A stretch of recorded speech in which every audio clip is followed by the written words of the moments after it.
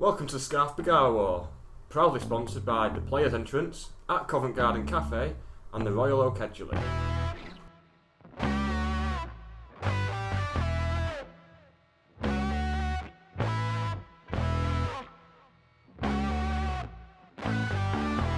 Oh, great flick up by Alan Armstrong. Oh, what a beauty! Oh, what a beauty! I waited all my life for that. What a screamer! An absolute screamer! Evening all, and welcome to a brand new episode of the Scarf Bergara War, the county podcast by the fans, for the fans. I'm Nick Lee, and I'm joined as ever by Russ Johnson and Dave Espley for some county chat that is best described as acceptable. Now tonight we're going to be talking about the Manstock saga. Of course, Dave, you were very close to the situation as it unfolded, so we're looking forward to getting some insight shortly. But first of all, there's something very important that I think we should bring up. Now, I know we like a laugh on the show. We like to try and bring a bit of humour to things that are happening. But there's one thing we won't laugh about, and that's the proposed changes to the bedwetter's paradise that is Yellowboard. I will say this though, it's fucking funny, isn't it? Yes. Bedwetter's Paradise is putting it really well. Yeah. All I keep saying is whenever I see that board is grown men. It's just been astonishing, particularly this week. Like since there's been changes afoot and what have you. It's fantastic. It's great.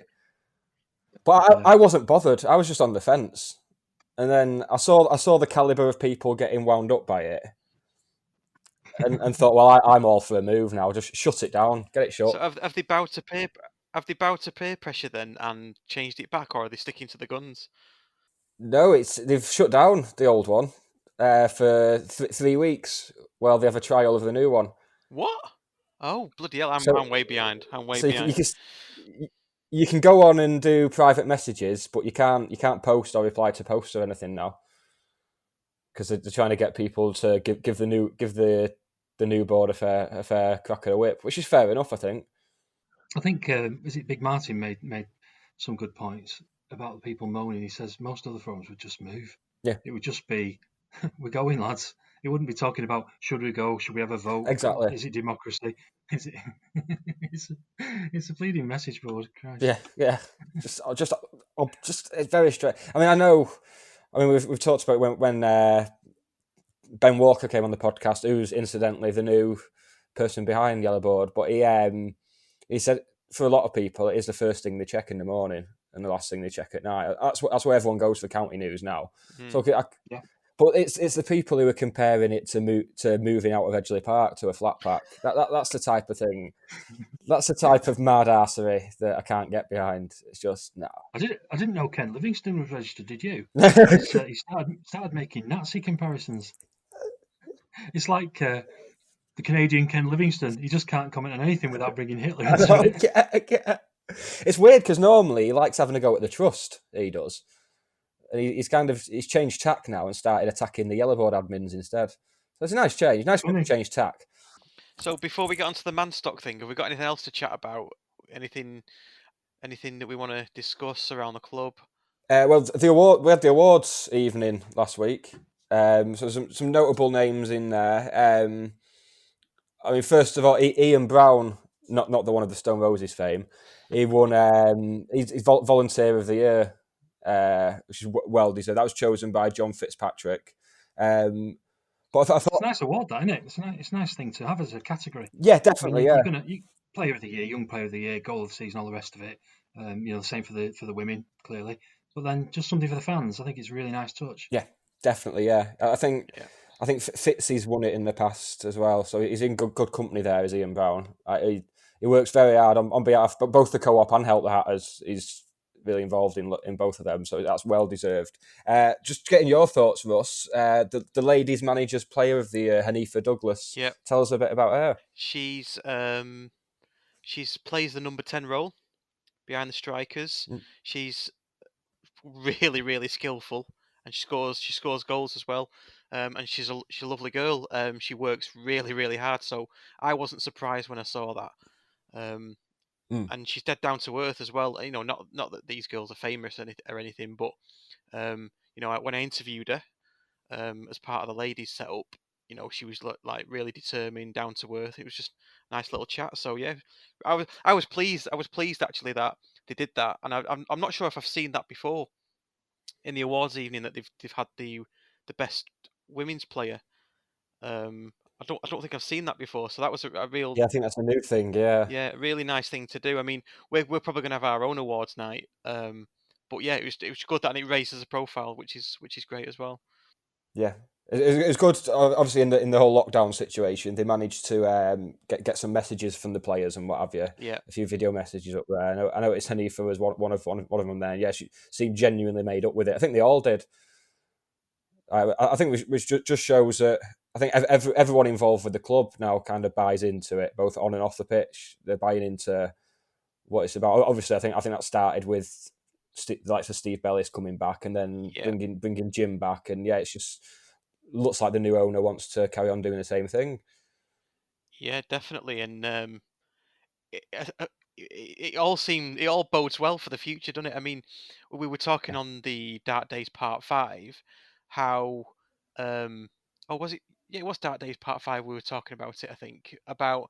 Oh no, it wasn't Dark Days Part 5. It was Dave Schofield's extra podcast that we were chatting on, that people will be able to listen to very soon. And I was commenting how I'm not really concerned about our future in terms of not going up, or you know, how the season will end, because everything seems to be running in the right way, and you know, we're probably going to come out of this quite well, and everything off the pitch seems to be working really well. And the fact that they've all the media that we've seen come out of the club has been second to none. The fact that they did the awards night without a hiccup, they've had the players doing Q&As on a Monday night, which is really good. Some of us got called nerds for asking particular questions, which is fine. But it just all seems really good. Like the club is being ran like the complete opposite of what we're talking about when we talk about Dark Days. It's amazing. Yeah. And when we're sort of living through it, it's weird having sat there talking to Phil and Dave about the Dark Days, and then you switch off your mic, look at Twitter, and it's the complete opposite. It's fantastic, and we've not even started yet. So after lockdown and things, we're going to go professional, aren't we? It's exciting to see what changes the football director of football is going to make, what players we're going to bring in, because you know all these players are being released now. It's just really exciting future, I think. I know all the talk for a while about when we talk about going full time is whether we'd be able to keep the likes of Hinchliffe and Palmer. But I noticed in the club's Q&As they've both said they're open to going full time. Yeah, that's why they joined in the first place. So well, I always had reservations about Hinchliffe going full time, because there was that rumor, wasn't there, about he's a truck driver, does he earn a lot of money doing that?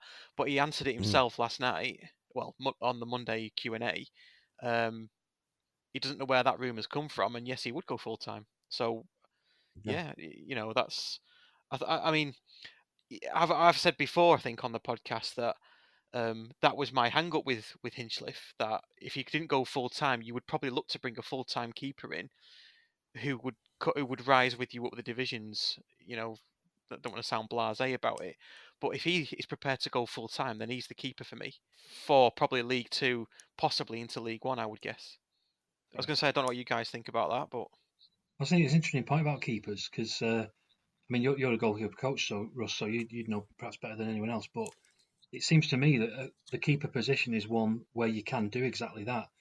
You don't get found out as much, if you like, or the skill level between divisions isn't so great that you can't bridge it. Because you always look at Dave Besant, who went from Division 4 to the Division 1, i.e. the Premier League, with Wimbledon, and didn't look out of place at the very top. And he was even on the bench for England, wasn't he, at the Italian 90? Yeah. So it seems to be like, you know, a fullback or a midfielder might get found out, and you certainly wouldn't expect outfield players to be able to rise from Division 4 to Division 1, or from League 2 to the Premier League. No. But it seems to be keepers can do yeah, that. and it's down to and I don't want to get geeky here for Nick's sake, but it's down to really fine margins. So if you've got, as a keeper, if you've got the athletic if you've got the athletic ability, then you can go far in the game. You've got to marry that with technical ability and game awareness, obviously. But that's why you can rise through the divisions. We're talking about really fine margins and real technical ability, technical differences between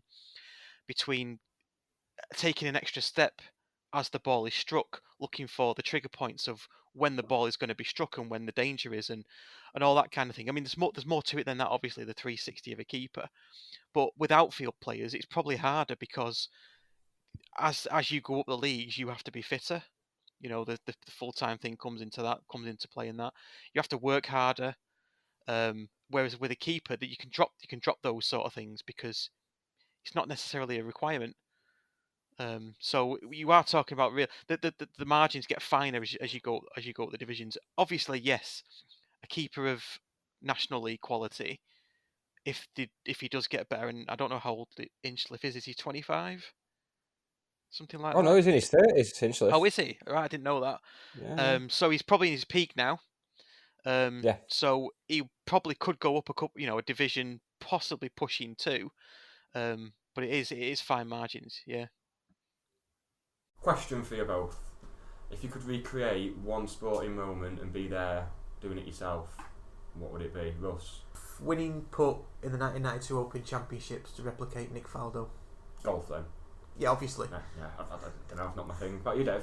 Well, I'm a Tory, as you well know, so I go and watch cricket. And I was there along with John Bilsbury, friend of the podcast, the Tea Party podcast, and we were both there when Ben Stokes hit the winning runs in the Headingley Test on that famous Sunday a couple of months ago. So I would recreate that. Even I watched that. I'm going to have to go for a county moment now, then, aren't I? Top of my head, Glenn Taylor's header for Spennymoor against Chorley, all the way. Get in. So why have you asked us that, Ernie? Because it's a little message from our new sponsors, the Players Entrance in Mersey Stockport, where you can go and recreate many sporting moments. And it's run by a county fan. And it's got Darren Stevenson on the wall. There's a mural of Darren Stevenson on the wall. Doing an overhead kick, I believe. Doing an overhead kick. I'm going to get on for it. I don't want him doing that. Was he actually doing an overhead kick like as a model for the picture? I don't know. The picture I've seen with him, he's got his broken leg, or whatever he's done. Maybe that's how he broke it. Maybe. Right. Should we move on to some Manstock talk then, with the man in the know? I think it's a period that doesn't tend to get talked about as much. Obviously, it's bookended. You've got the 90s before it and all the great times that came there, and then shortly after, you've got the start of the dark days that have been chronicled on a semi-popular podcast available now. But I think people tend to forget about that period leading up to Elwood selling the club. So I think what we're about to talk about fits very neatly into that, because it was so almost the beginning of the end for Brendan Elwood. Yeah, definitely. I would say I think it is what soured the club for him. Mm. Not to say it wasn't to a large extent self-inflicted, but yeah, I think after this he'd fallen out of love with us, really. So should I kick off then and give a bit of context? All I was going to say was at what point. At what point did that start? Then the falling out of love with County is this it? Is this the start of that, or was it bubbling up before that? Did he have like ambitions to get bigger and grow even more? And then when this went flat, that's what made him fall out of love with it. I think he was looking for his exit strategy earlier than this, to be honest. And the reason I say that is because we used to have access to the club's accounts. And we had a guy called Martin Frost, who was a guest on the Fundraising podcast that I did before this. And he was an accountant, and he used to run through the accounts. And what he said was that the year 96-97, obviously the amazing year where we did so well and made quite a lot of money, Elwood actually at that point took a lot of his loan back. So it seemed as though he was preparing, I think, for an exit strategy, because as we all know, and as we've discussed in the past, he wasn't prepared to, or he wasn't able or prepared to put that extra money in at the time we got promoted in 96-97 and make that push, which would have seen us into the Premier League, because we finished on the edge of the playoffs anyway. Didn't want to hang on to Dave Jones, didn't want to hang on to Paul Jones, Lee Todd, and ultimately Alan Armstrong and Chris Marsden. So there was I'm not going to say cashing in, because that sounds a bit cynical, and that's not what I think we should be referring to Elwood as. But I think he was recognising his time at County was coming to an end, was looking to reduce his indebtedness, and I think that was as part of an exit strategy, which came to pass obviously after Manstock, and when Kennedy turned up on the scene with his egg chasers. I could be wrong. I mean, this is just my view of it, but he definitely was, and there's no doubt about this. He definitely was reducing his indebtedness from the end of 96, 97 onwards. Yeah, I mean, obviously, the reason I wanted us to talk about this on the podcast is because I was just browsing on When Saturday Comes, and I found a great piece of yours, Dave. I've got it in front of me just for context and reference. So that was the reason. But I've also found a piece here from The Guardian from December 2000. And there's a quote here from Brendan Elwood. It's an attractive idea because, to be honest, with the crowds and ground we have at Stockport, we've been overachieving for the past few years. We have the smallest crowds in the First Division when you take into account the fact we give away 1,500 tickets for each game. For those who see Edgeley Park as a sacred ground, I would reply there simply aren't enough pilgrims there. Yeah, and it's a strange one, that, because I don't know how he thought it was going to get more at Main Road. Well, I do know what he thought. He thought we would attract locals, and basically we would become a South Manchester club and not a Stockport club, which is obviously anathema to any county fan. Absolutely, that's just beyond the pale. You just can't do that. And the number of chairmen that have tried it over the years, I mean, I say the number of chairmen, it's probably a handful, but even one is astonishingly naive. Robert Maxwell tried it in the 80s with Reading and Oxford United. There's been people up in Scotland. I think Hearts and Hibs talked about a merger in the past and moving to a new ground. And it's like, well, A, how thick are you guys? And B, if you're not thick, do you not read reaction to when it's been proposed before? Do you not understand anything about the culture of football, about the loyalty that fans have towards a club underground and the town in which the club is situated? It's staggering, really, but Elwood wasn't the first, and I suspect probably won't be the last. Exactly, yeah, exactly. So, in terms of context, then, I've got the same article as you, Nick. Incidentally, did you find that article by googling Manstock? No, actually, I was on When Saturday Comes, and I just put Stockport County into the search, and then I noticed a few letters and pieces of yours had come up, so I just searched for your name after that. I do that quite often. No, if you search for Manstock County, which was what I searched for, a BBC article came up, the one in When Saturday Comes and the Guardian one you've mentioned. Yeah. But something I did not click and was never going to click, about halfway down the page, like results 7 and 8, from the Lancashire Evening Telegraph, or the Lancashire Telegraph, taking the piss out of us, basically. Funnily enough, I had a read of that. Yeah, the county comics provide the laughs. Yeah, I had. But it was a very strange piece because, it's obviously a Burnley newspaper, but it's weird because the vast majority of the article is just taking the piss out. The appointment of Carlton Palmer is a comedical high watermark in Stockport's history. I mean, well, it's up there, but it's only like in the last third of the article that I realise it's meant to be a match report from when we played them, apparently. Oh, right, okay. But of course, we don't mean anything to Burnley fans. We just literally don't mean anything to them. That's an article they would have written about any other club. Yeah, 12th of March 2002. This was written. So yeah, we played. I think we played them a few days before. We definitely played them March 2002. So this is shortly before the Hardiker game over City. Yeah. Well, to put a bit of context on Manstock and sort of chronological context, we're talking about the 2000 to 2001 football season.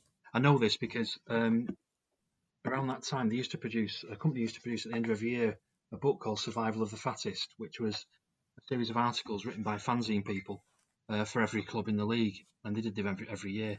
I think I actually subcontracted a couple of them to the aforementioned Martin Frost when I couldn't be asked with it. But the one for this year I've got here next to me, and I'll read you out some bits of that in a minute because it gives some sort of more humorous context to it. But yeah, from the When Saturday Comes article, this all blew up in at the end of November 2000. Yeah, November 2000. when, as I say in the piece, Elwood called a press conference and told local journalists that the board were thinking of applying to Manchester City Council to take over Main Road when City moved to the new Commonwealth Stadium in 2003. And then he said, well, he started off with a blatant porky. He said, when the possible move was first suggested, the majority of the letters received and comments on the internet were supportive. I must admit, I didn't open his letters, but I can assure you the comments on the internet were not supportive. And then he said, name changes are possible. When we were founded in 1883, we were Heaton Norris Rovers. Well, fair enough. But I would want to keep some reference to Stockport in the name, Manstock County, for instance. That's good of him, isn't it? But it's like, if you're going to do that, it's like the worst kind of name you could possibly come up with, Manstock. Yeah. Now, that just does not make any sense whatsoever. It's not a geographical location. It's not a historic name. It's just a hybrid of two bits of separate town names put together. Yeah. And to think that anybody would be happy with, well, moving anyway, obviously not, but moving and then changing your name to something that ludicrous just goes to show what we said earlier, that, how out of touch and naive poor fellow was. But I don't know if you guys remember, were you at the Sheffield United game, the infamous game, which was the first after they'd announced it? Yes, I was, yeah. Was that because as was I that the one where we lost 5-1? Did we get beat 5-1 in that game? No, I think it was 2-0. Oh, okay, no, I didn't go then. But it was, as I put in the article, the first anti-Elwood chant started at about 10-3 and continued pretty much the rest of the afternoon, with the occasional "you can stick your main road up your arse" added for variation. But it was poisonous, and for someone who previously had only had an absolutely superb relationship with the fans, that must have been so shocking to him to have basically "fuck off Elwood" chanted for a solid hour and a half. It was astonishing. I was quite surprised myself at the vehemence of the anger directed at Elwood, and I think he was as well, because the following day I think he made Jolly resign. And no, sorry, actually that comes a bit later. That comes after the meeting at the Manchester Council. But fans that were actually running onto the pitch and sort of gesturing at the director's box whilst the game was going on, and after the game they did the usual gathering in Hardcastle Road, and apparently I didn't stay around, but apparently it lasted for about another half hour before they were dispersed after the game. And then what happened after that was it was literally the following Monday that the council, Manchester City Council, who owned Main Road, presumably, or I never knew that, but they were the ones who had the final say, basically said that Sale could have it, which is ironic in view of what later came to pass. Oh, yeah. But the funny thing was, and I'll go to my article in Survival of the Fattest now, because this sort of puts a bit of context on the day. I think I said I attended Manchester Town Hall on the Monday, along with a number of other concerned fans, intending to hand out leaflets to the councillors before the meeting. I think we had some A5 leaflets produced really quickly. And I've got to give credit to Paul Kershaw, who used to post on Marion's board under the name Blue Hippie. Got a bit stick later on in his county supporting career, when at the time of the trust, when I think he sort of made reference to Jim Gannon's salary. But generally speaking, well, I think he was unfairly traduced then, but he was a decent guy, and basically he'd organised a lot of this. So, as I said, imagine my delight then, brackets, I'm being sarcastic here, when I was invited to address the whole bloody council chamber before they made their decision. Because what happened was, there was a local councillor called Neil Derbyshire, and we'll move on, who basically was in touch with the Liberal Democrats in Manchester. But Manchester City Council then, and certainly then, and possibly still now, they weigh the vote. They don't count the Labour vote over there. So I don't think there were any Liberal Democrat councillors, or if there were, there was probably one or two. But nonetheless, they must have carried some clout, because he took me into a meeting with the Liberal Democrats. And at this point, I was becoming the mouthpiece for it for some reason, probably because I ran the fanzine and had a bit of a gob. And the Liberal Democrats then said, OK, we'll arrange for you to address the council. So I was there at the back of the council chamber, and I'll go back to my thing. It says, while everyone else was riveted to the proceedings, on the edge of their seats as they waited to find out whether Mr. and Mrs. Spong of Levenshulme were to be allowed that lovely new porch they'd set to have, I was desperately scrawling notes on the back of one of our leaflets, and I was literally drafting a speech back with little notes. God knows how how I got through it. I remember I was with Steve Parfitt as well, because Steve Parfitt had actually gone along, which was great to see, because obviously since that time Steve's become a really high profile and well known fan. And he clearly was a fan at the time, but it was probably, and I'm not sort of meaning this as any criticism, he was probably one of the last people you'd expected to see at something like this, but it did just showed how much he cared that he'd come along to this meeting as well. So fair play to Steve. There were a few other people there as well. I think Ian Lancashire was there. I can't remember other names, but I would know the faces. Anyway, back to my article. The time came and I strode manfully to the centre of the room, abandoned my notes and held an emotional chamber spellbound for 2 full hours while I outlined the case for not destroying our club. That, or I nervously paraphrased the notes I'd scrawled. A friend said later that there wasn't a dry eye in the house when I finished speaking, but I didn't think it was a laughing matter myself. We were then ushered out of the meeting, which was to discuss the decision in private, and in the lobby outside, the media descended. They genuinely did. There was Northwest Tonight were there with the camera set up. All the usual radio stations, probably Imagine or could have been Signal at the time. But anyway, the Stockport one, GMR were there. And they literally did, because I'd been the one to speak. They obviously descended on me as the sort of mouthpiece. I bet you felt like Charles Ingram, didn't you? Yeah. Well, I'll go back to the article. It says, for the first time in my life, I felt like a star. I had so many microphones stuck into my face, I felt like Diego Maradona. So much so, in fact, that I whipped out an air rifle and shot the nearest journalist up the arse. In case you're not aware, Maradona once did that. He once shot a journalist in the arse with an air rifle. Barely had he finished hopping around, clutching his buttocks and shouting Yaroo, brackets, he used to write storylines for the Dandy before his career took a downward spiral. Then the doors to the council chamber opened and the lackey revealed the decision that was somehow already in the first editions of the Manchester Evening News being sold out outside in Albert Square. Main Road was to be leased to the some Chase the Egg team, obviously Sale, and County had been told to sod off. Right. So that was actually true, that we were at this council meeting. I was allowed to make a speech. We had to leave the meeting whilst they made the decision. They opened the doors and said that the decision had been made. We gave interviews to the media briefly. It didn't take long, 10 or 15 minutes. Steve Parfitt was giving me a lift back to Stockport. We walked outside the town hall, and literally a newspaper seller was selling the MEN with the story on the back. Now, they either printed incredibly quickly in those days, or it was just rubber stamping a previously agreed decision, which they released to the media and embargoed. So basically, although it was fun in a sense, it was pretty daunting, but it was fun overall in a sense to go along and have this protest and all the rest of it. The County were never going to go to Main Road, and the council had already decided that they weren't. But one of the other things I will mention of the day is that apparently, and I believe this is true, I've never had it confirmed, but I've been told by a number of people who had no reason to doubt, that Elwood was on his way to the meeting as well. When he heard that there was a protest there of County fans, he turned around and went back to Sheffield. Well, I think County owners have got form for doing that, because I think Kidderminster away, Fern and McKnight didn't bother going because there'd been apparent threats to them and what have you. So yeah, it was the first in a long line there. Yeah, well, we spoke about that, didn't we, Dave, on the Dark Days? I think it was last night, actually. Yeah. The part 5. I think the Kidderminster directors or the Kidderminster club said that they weren't welcome because of the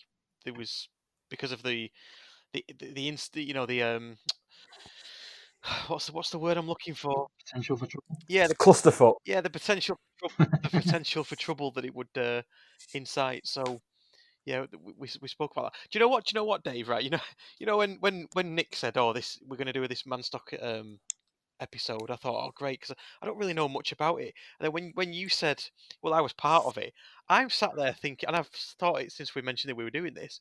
I thought you were part of the move to Main Road. Progress, mate. Progress. Blimey. Yeah, honestly, Jesus and I thought, oh right, this will be interesting. Right, home game coming up. Where are we going? What's your pre-match plan? Usually Bobby Peel for me. Phil, what about you, Dave? Well, as we've already established, I'm a Tory, so I'll just bring G&T from home and drink it in the back of the car. What about you? Where are you going? Bobby Phil? Yeah. How many tellies have you got? 5, I think. Oh, mate, you're not going to believe this. You want to get down to the Royal Oak. Why? What's so good about the Royal Oak? We've got tellies, we've got big tellies, we've got small tellies, we've got tellies when you're ordering a drink, we've got tellies when you're having a piss, we've got tellies when you're having a cig outside. Tellies! aside from that, it's a really good place to go before the match, and alcohol is also available. To start taking it on a bit from that, once Elwood had once he'd had the protests at the game on the Saturday, found out that the council was saying bugger off on the Monday anyway, he was back to square one. But in his own eyes now, I would imagine, thinking he was hated by fans. And yeah, I can only speculate, but I suspect that was the point at which he thought, I definitely want to leave this club. Yeah. I think Dave Jolly was as I put it in the article, I think he was called upon to fall on his sword, because I think Dave Jolly had instigated it, or was heavily involved in the proposal in the first place. Because interestingly, on the county mailing list at the time, when this proposal first came up, and the ridiculous Manstock name was proposed, basically they said, well, it's only a new thing, this name. It's nothing set in concrete.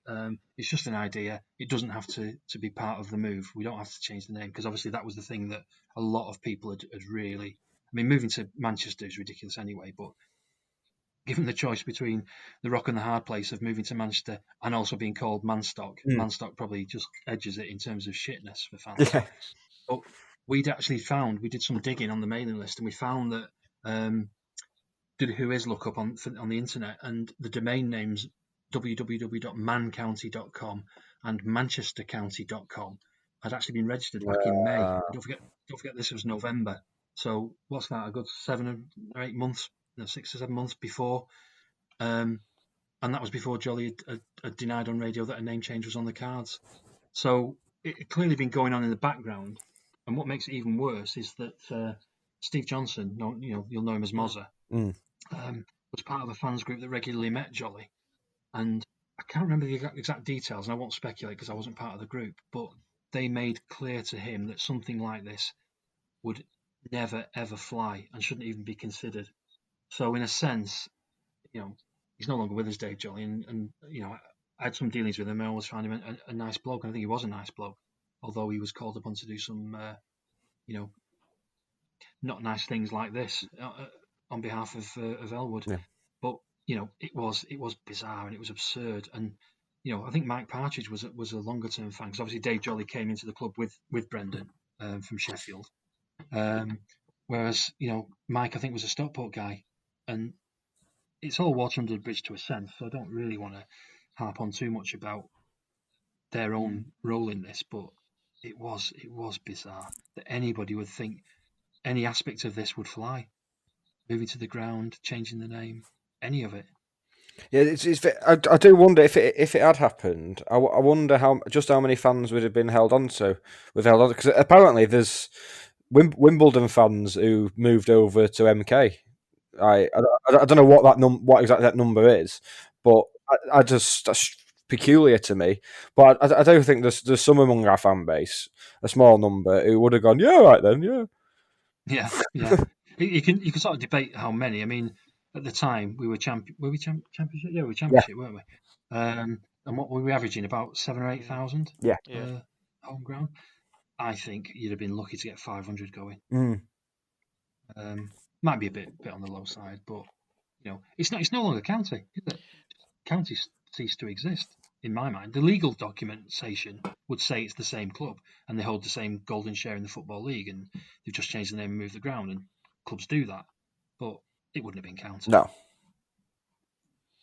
No, absolutely. No, you're ripping the soul and the heart out of it, aren't you? And you're taking the almost like the carcass to the new place. It wouldn't have been the same. Yeah, I remember being dead set against it at the time, personally. Yeah. That's why I was shocked to think that you were part of it, Dave. I'm shocked to think that you thought I was part of it. I know. I'm more shocked at Russ than I am at anyone else, to be honest here. Can we all just agree with shocked? Well, yeah. And stunned. Shocked and appalled. Shocked and stunned. Yeah, but it was weird, and I think you said earlier about how it's a not ignored part of our recent history, but it's probably less commented on than a lot of other things either side of it. Because and I wonder if that's because of the split. It caused between a previously really strong bond between Elwood and the fans of Stockport County. Whereas when Sale came along, it was almost a common enemy. Yeah. That, you know, we all hated Sale and we all hated the guy who runs Sale and his mouthpiece. Well, probably exaggerating slightly, but you know, I've defended Kennedy in the past, but you know, it was clear there were rugby clubs squatting in our ground, and that wasn't a good thing. Whereas in this case, the guy who'd sort of funded a surge up the divisions to the Championship and the edge of the Premier League was now, well, from our point of view, was now suggesting something absolutely incredibly bad, that we would move to Manchester and change our name. And from his point of view, was sat there for an hour and a half while people were chanting "fuck off Elwood" at him. Well, so sorry. That's where I wonder how much of it all was just arrogance on Elwood's part of thinking, well, I've given these fans the best decade of their lives, I can do what I want now. Yeah, I can get away possibly. with it. Certainly naivety, but yeah, you're probably right, a bit of arrogance as well. And I wonder, in terms of, I don't think, like I say, I think he was sort of formulating an exit strategy. Whether that exit strategy involved moving to Main Road and selling the club to someone else at that point, I don't know. But it wasn't pie in the sky. I've heard some people say that potentially this was a way of trying to force the council's hand, because he always used to say that we never got the support from the council that he thought we deserved. Yeah. And yeah, in terms of what we've had since, he may have had a point. And you know, the theory goes that by saying, "Okay, sod you, then I'm taking Stockport County to a different city outside of the borough of Stockport," he was trying to force their hands. It's an interesting theory. I'm not sure how much I go along with it, but if that was the case, then maybe his plan was try and get a new ground within the borough of Stockport, and you know, sell Edgeley Park and make that my exit strategy. I don't know. Yeah, well, if it was, it bloody backfired. Certainly did. Yeah. But it's interesting that. Did you go to either of you go to the fans meeting, which I think took place a couple of weeks later? There's a fans forum. No, I didn't know. I think I'm talking about the same one, but it seemed to herald the establishment of an official supporters club. I may be getting my forums confused here, to be honest, but there was one particular forum where Graham Privet got absolutely legless. I would. And that's quite possibly. No, he got absolutely hammered by Elwood from the stage. It was quite embarrassing to watch, really. And as a result of that, somebody else laid what I thought was a planted question about whether there should be a supporters club. I'll tell you what it was. It was, at the time, the county trust had said that they had no longer had any confidence in Elwood and wanted him to leave. Right. And quite understandably, he saw his arse a bit over that. And yeah, the relationship between the club and the trust at that point broke down completely. One thing I wanted to pick up on, just between us three, really, not between us three, that each can still go out.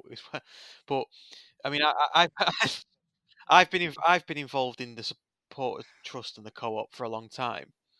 But the time that we're talking about here, I was still just a supporter, you know, going to matches.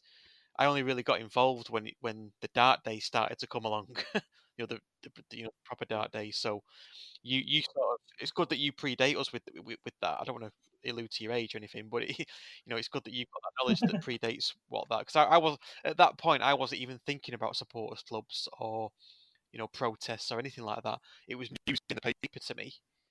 I was thinking, I don't want that to happen, you know. As a Tory, whenever I'm down in London and I find myself short of quail's eggs, I head down to Covent Garden to replenish my stock. And if I want eggs in Stockport, I head to @Covent Garden. 94 Lower Hillgate in the heart of Stockport Old Town. Come and visit @Covent Garden for quality breakfast and lunch, fantastic coffee, cakes, light snacks, and above all, a friendly place with great service. Open match days.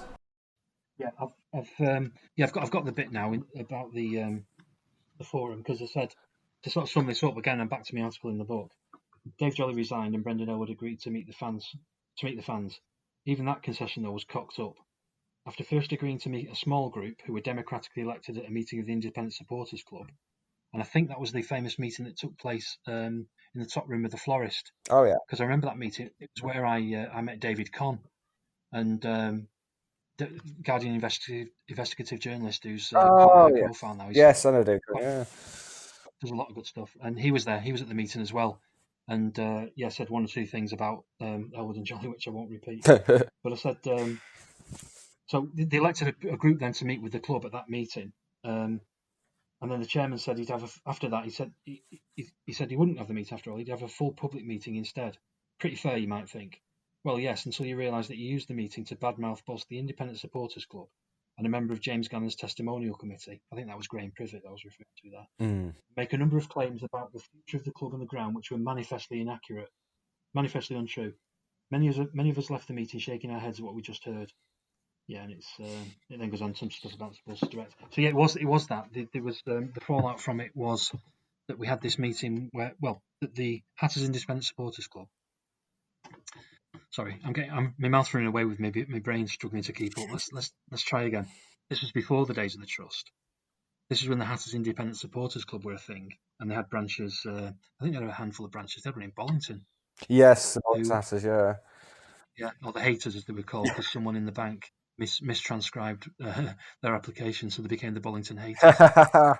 But yeah, it was Hatters Independent Supporters Club. It was pre-trust days, and it was a meeting of the Hatters Independent Supporters Club, which I think elected Norman Beverley as chairman, or he already was chairman, and they elected a group of people to go and meet him. That was the meeting at the Florist. And Elwood had originally agreed to that, but then just called it off and said, we'll have a public meeting instead. At this public meeting, he went for Graham Privet, and as I say, it might not have been a planted question. It just seemed to me as though it was. Somebody asked a question about an official supporters club, to which the answer was, oh yeah, you're right. We haven't got one of those, have we? Wouldn't it be great if we had one? And we had one. So it was an attempt to sort of take the legs away from the independent supporters club in favour of a formal non-independent supporters club, if you like. And that's not still going, is it? There's no. I don't think there's an official supporters club going now from the club anyway. A club affiliated one. No, I think I don't think we've got independent either. We've just got Help the Hatters, haven't we? Really, as the fans body. Help the Hatters and obviously the co-op. Yeah. Which the co-op, to be fair, is the sort of successor to the independent supporters clubs, because I think they took advice from Supporters Direct, and that was when they first formed the trust, which all happened around this time. And obviously the trust bollocksed up the ownership of the club, went almost dormant, and then resurrected as the co-op, and that's the body that still exists now. Yeah. And again, incidentally, I think, to give him his due, Graham Privet was one of the people who kept that dormant body ticking over. He was, yeah.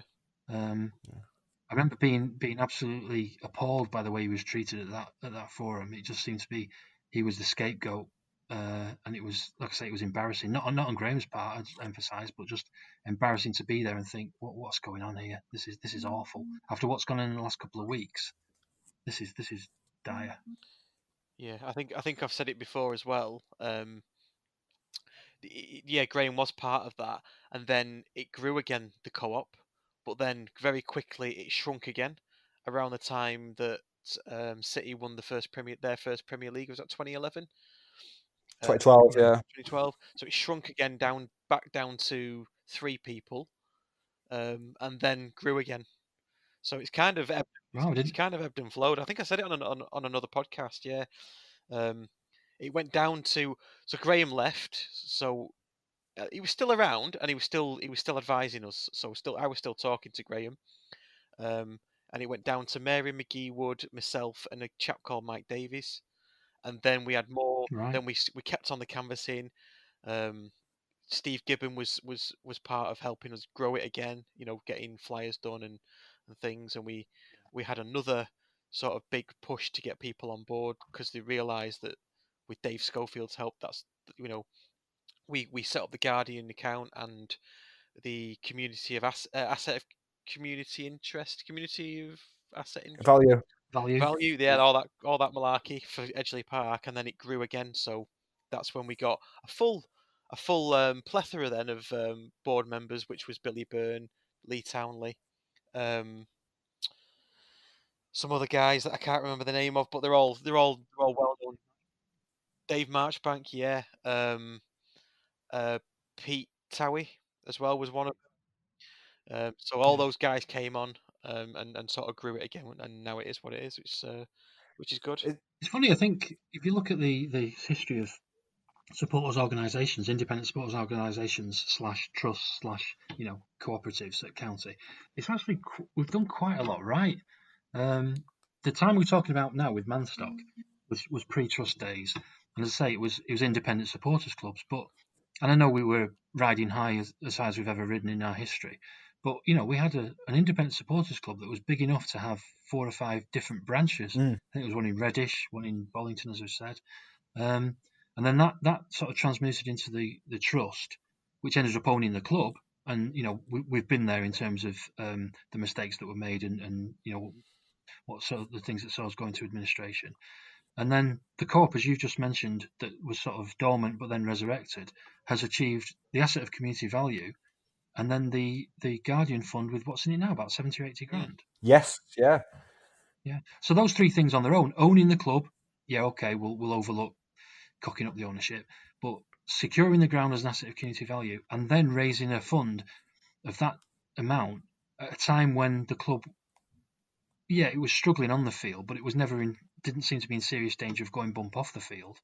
And yet we were able to raise that. So I think people involved in the trusts and the co-op in both manifestations can hold their head up high. Yeah. The only thing they can't is the loss of ownership of the club, but that was just a couple of mavericks who weren't. The worst you can say about the people other than those mavericks was that they weren't keeping an eye on them as they should have been. The rest of the time, I think supporters organisation at County has been pretty good over the last 20 years or so. I think sometimes the co-op get, especially the co-op as it is now, they get a lot of undue criticism, I think. Especially when you're talking about the member numbers. I'm not sure what membership's at now. But at the end, it's a fact, it is harder to get people to join up to a cause like that if things are going all right on the pitch. Yeah. And to the average match-going fan, even though over the last 3 or 4 years, there have been people who've been disgruntled with, we're not progressing quick enough, the whole full-time thing and everything. Even though that was bubbling under the surface and everything, I don't think that was enough enough to make people join the co-op. And it's the same now. I think everything seems rosy and hunky dory. But what I will, I can't talk because I need to renew my membership as well. But I think people should be joining now because the new owner has shown that he values. He's had meetings with the co-op more than once. I know they were looking to publish the minutes. They had one in March, and they were looking to publish the minutes of it. Some quite exciting stuff about developments to the ground and what have you. But they're just, obviously, with everything that's happened, they're still waiting. I know they're still waiting for the club to sign off, waiting for Stott and his people to sign off on that. But so the co-op are still involved with the club. Obviously, I'm not sure. I think they sold the shares. The shares that they had, I think Mark Stott bought them as well. But he seems to be keeping them at the table. I think when you do a takeover, you basically, you're entitled to buy them anyway, aren't you? The shares or something like that. If everyone else has sold, then yeah. So it's not much of a choice. But it's interesting that the role of the co-op, possibly in the 5 or 6 years prior to Stott's arrival, was very different to what it is now for the reasons you've outlined. And I think at the time, the Guardian Fund, I was genuinely thinking that's going to have to become the deposit for a Phoenix club. I thought so. At 1 or 2 points. That was why I got involved in the first place. Yeah. Whereas now, it obviously it remains to be seen how it all rolls out under Mark Stott over the next couple of years. But taking him at his word, and there's no reason not to, if things develop as they've been promised, then there's less of a role for the trust in terms of being in terms of being a backstop and a potential Phoenix club originator. You see what I mean? Losing me thread a bit there, but so I think the role of the co-op might subtly change. And I always thought at the time that I've talked about the last few years before Stott's arrival, there was possibly a slight overemphasis on fundraising. Yeah. And you think that at the time we had to help the Hatters, who were the best fundraisers around, it seems. And maybe we needed to be a bit more campaigning. Maybe now that's not as necessary. Maybe the fundraising thing might be something that it can focus on a bit more. I don't know. I know the co-op mostly. I know John Giles has been a big part of the community scheme. To give free tickets out. Yeah. So I know John Giles has kind of helped the co-op to lead that with the club as well. It's good to see them working together on that. Because I mean, that's what got me interested in county in the first place. The free tickets in the 90s. I don't think I'm the only one either. So the fact that they're carrying that on is brilliant. It's interesting though, because that 80 grand, and you would have hoped it would have got into six figures at some point, would have been necessary had we needed a Phoenix club. If, as I say, over the next couple of years things will become clearer, but if the need for a Phoenix club is receding ever so more into the distance, then there's a large amount of money there, and you think, okay, well, what could that money be for? Is it just put into a long-term interest-bearing account, or could it be used for something like getting schemes to get youngsters involved, or schemes to do stuff in the community? Yeah. Could we employ somebody on a salary to do a sort of? There's all sorts of stuff that could be done with it, but it's just interesting that you would hope now it's not necessarily for the future of any kind of Phoenix club. That's it. Yeah, you can take a bit more time and decide what to do and everything now. Yeah. Yeah. But I think the point you made earlier was right, that trusts and co-ops tend to thrive in adversity. Yeah.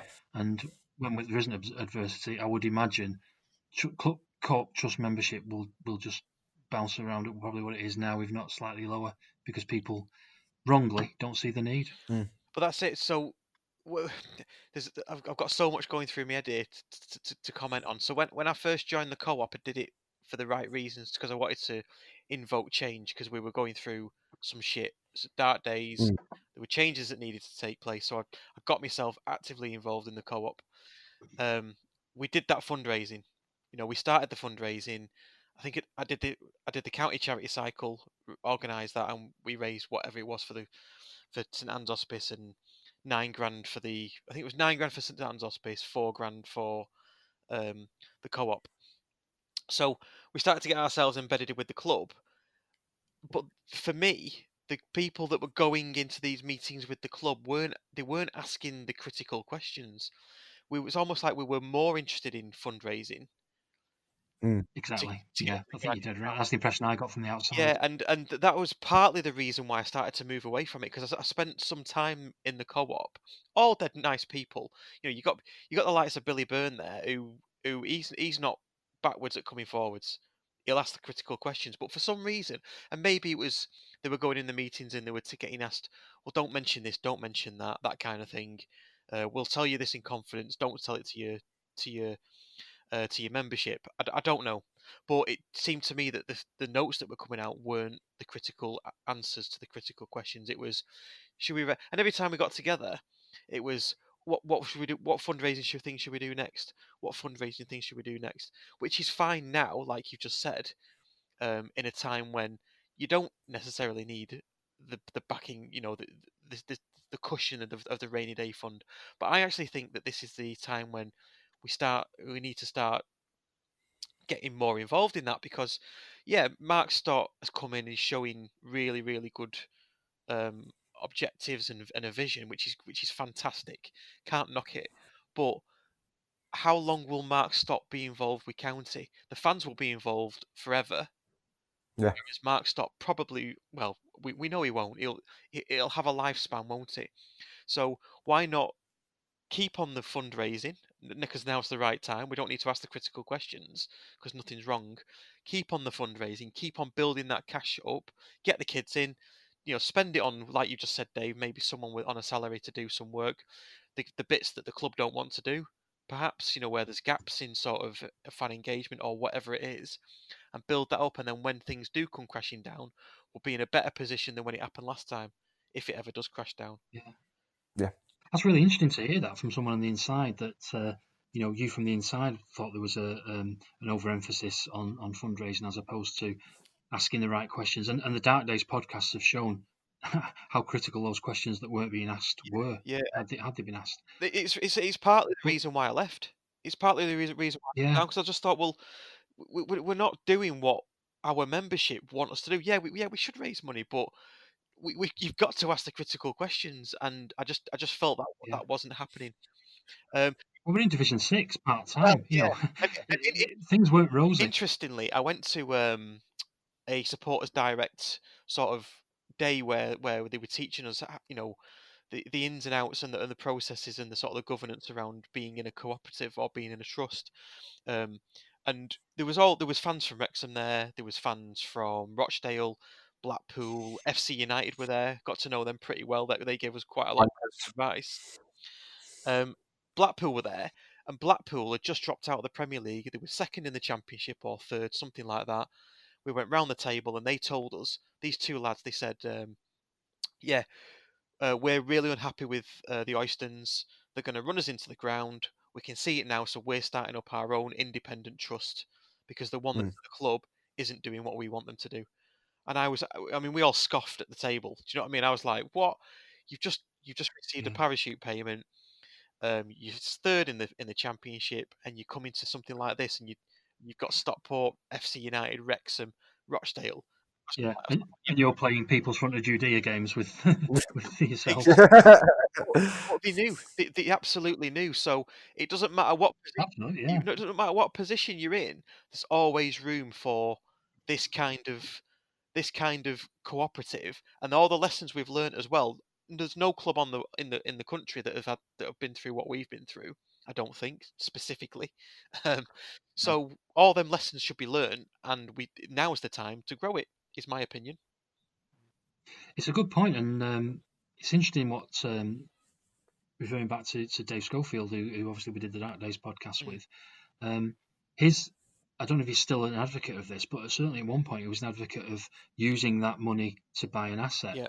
And you just wonder if this is the time for the trust to maybe go either part share or whatever into a training facility, because the ground seems secure.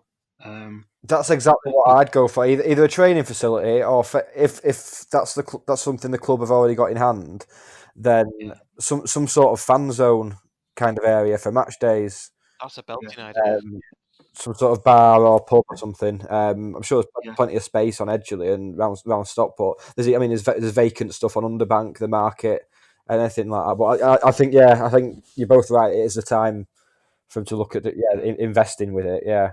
Because I know the amount of space in Stockport for training facilities is getting smaller as time goes on. And you just think, before it gets too late, can we just get some kind of training facility back in the town? Dave was talking about in the Dark Days podcast, which is going to come out before this one, about Stockport Rugby Club. Phil was talking, sorry. At one point being lined up for County to use the training facility. Somewhere like that would be amazing. And you just wonder if the amount that the supporters club could put into that might pay for a 3G pitch or might pay for floodlights or something. So they've got a partnership in it. Yeah. And then the revenue that's generated from it being used in the evening by the community pays back, and it's actually then an investment for the co-op rather than just being that you just throw money at because you're fans. Oh, yeah, County, we've got 100 grand. Would you like it? Well, actually, let's do something mutually beneficial that will generate revenue for both sides of the equation. That'd almost be like a perfect triangle of what we think a club should be about. You've got the co-op, you've got the co-op, the club, and the local community all like coming off best out of that. That's just perfect. Yeah. And obviously the club and the ground are Stott's because he's bought them. And hopefully he'll buy the ground back off the council. There'll come to some arrangement about that. Maybe it'll involve development in the railway, and I don't know. But the other element of running a club is a training facility. Why are we paying rent to whoever we're paying rent to at the moment? Let's get a piece of ground from the council. Let's go in three ways, with the co-op having a fairly large contribution to that. Because I think I mentioned again in a podcast a couple of podcasts ago, going to see Fleetwood's training facility over Christmas when my little grandson was in a football tournament there, and it was amazing. The clubhouse was fantastic. The bar area was fantastic. There were like 2 or 3 3G pitches and a grass pitch with a little stand there for people to watch reserve games and whatever. And it was just such an amazing facility, but I reckon it must bring in loads. And you just think, okay, the co-op's contribution might not be most of it, but a 10% stake. Yeah, that's it. I've been to Accrington Stanley's with my son, and it's the same. And you think of Accrington Stanley and Fleetwood, probably Accrington Stanley more than Fleetwood as being what, a third of the club we are in terms of size and stature. Okay, Yeah. they're famous because of the milk advert, but forget about that in terms of stature in the game. And their facility was the same. You know, they probably rent it out at night time, make the money off it. Nice clubhouse.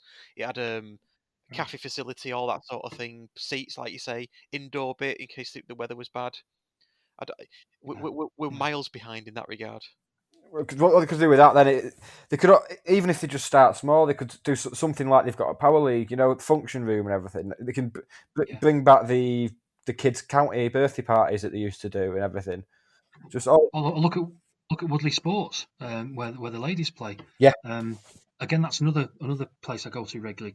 Watch my grandsons play when they are playing and they're not locked down, and that is absolutely packed all day Saturday and all day Sunday with, like, at any one time 20 teams playing 10 games for an hour, and then the next hour comes along and the next 20 teams arrive and play 10 games. And at the same time, there's a gym on the site.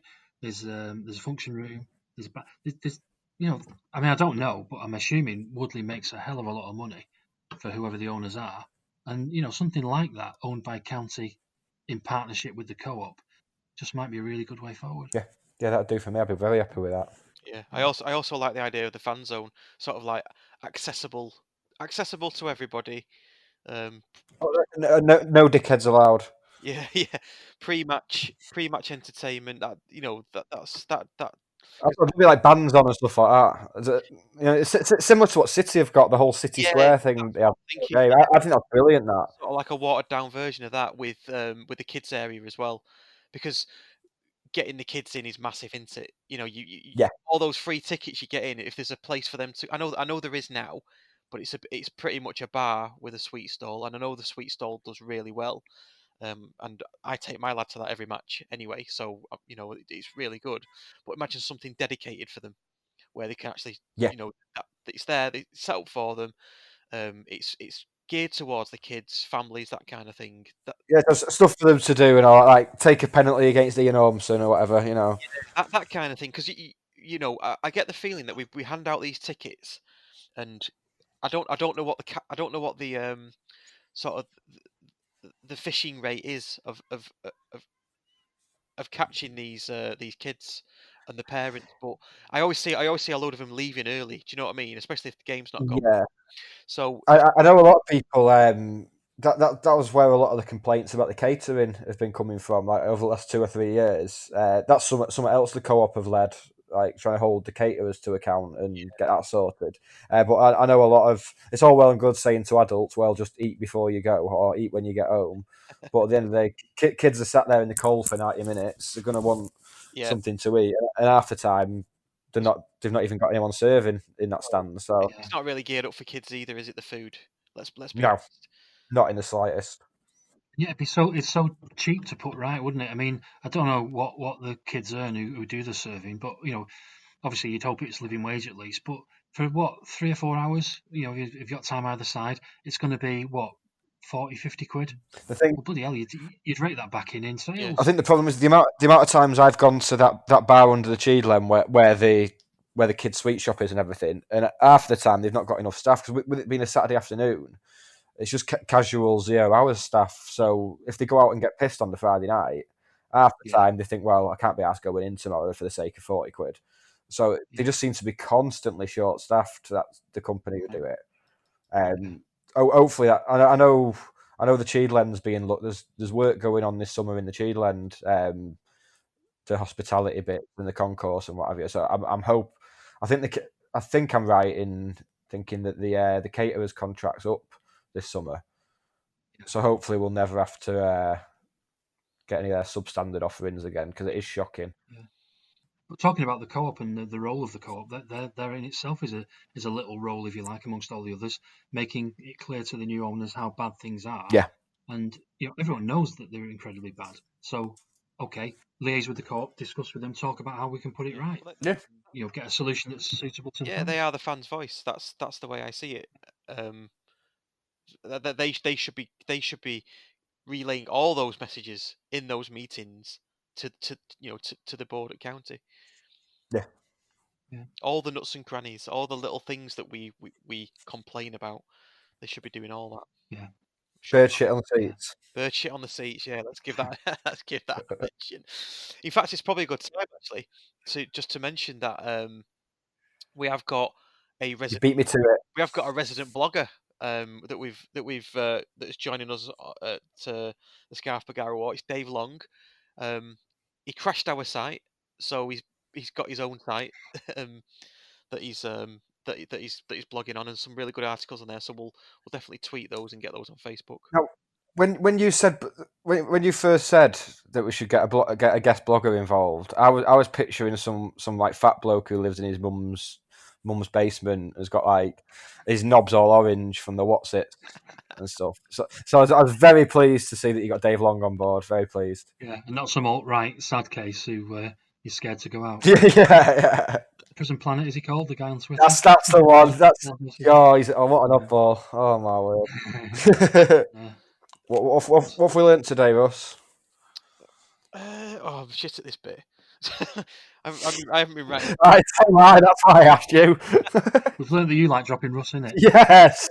What have we learnt today? Well, I've learnt that Dave wasn't part of the move to get us away from Edgeley Park into Manstock County at Main Road. He was actually, a really big part of stopping it. So thanks for that, Dave. You've allayed my fears. You're welcome. I've learned that you're never too old to be astonished by what people think about you. I'm personally not going to thank him because I live like 5 minutes from Main Road now, so that would have been really handy for me. So thanks for nothing. I would have been the only fucker there, but I would have been there. Yeah, and I think we've learned a lot. I just can't remember it all. So. Yeah. Well, next episode we're going to be looking at the Fall of Blue documentary. It's a little 5-minute thing that my mate Pete Wilson did for his. Pete Wilson, friend of the podcast, who's dealing with all our YouTube capers for us. Thank you for that. But yeah, it's a 5-minute documentary he did for his. I think it's his second or third year university project at Salford. And it's just. I think it was around the time it was while Alan Lord was manager, so it's just after the likes of Bellis and Hudson came and got involved again. So it'd just be interesting to watch that and see how things. Phil Brennan's on there, Jamie Summers is on there, I am as well, unfortunately. But it'd just be interesting to see the things we were saying that we wanted from a football club there. It'd be interesting to see how things have changed since then. And is Pete willing to come along and join us for that? Is he, yes, Pete's more than up for that. Yeah. Good stuff. Okay, right, we'll leave it there then, gents, and thanks for your time, and we'll see. I'm sure we'll speak very soon. Hopefully, not too long before we get back into the county arms. Excellent. Yeah, can't wait. Okay, cheers, gent. Cheers, See you guys. later. Bye. Bye. Cheers, bye.